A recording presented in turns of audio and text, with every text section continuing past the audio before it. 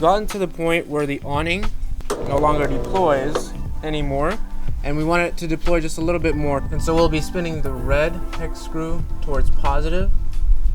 And now you see with every rotation I give it, it's coming out a little bit and a little bit more. So we actually deployed it a little too much. So what we're gonna do is go to that same red hex screw and we're gonna spin towards minus to shorten the limit and bring it in a little bit. So we're going 1, 2, 3, 4, 5, 6, 7, 8, 9, and 10. Now we're gonna bring it in and we're gonna go ahead and redeploy it to see where the new limit is set. So we're gonna stop it and then we're gonna redeploy it.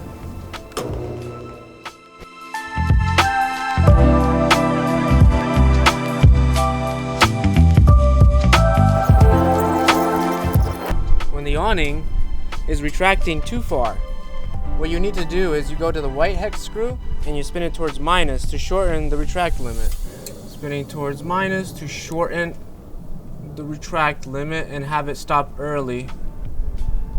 3, 4, 5, 6, 7, 8, 9, 10, 12, 13, 14, 15. So now that we've got the awning stopping in the retract on its own, now is when we can add to the limit. So we go back to that white hex screw and we spin towards positive to give it more of a limit.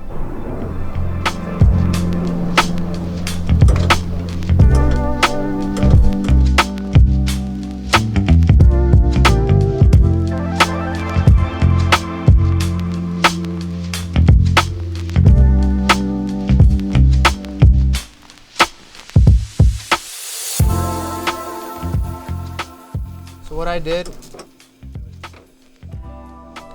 was I brought the awning in as much as the cassette would allow me, and then I brought it out with the remote to then just add a turn or two more to approximately get it in that perfect position.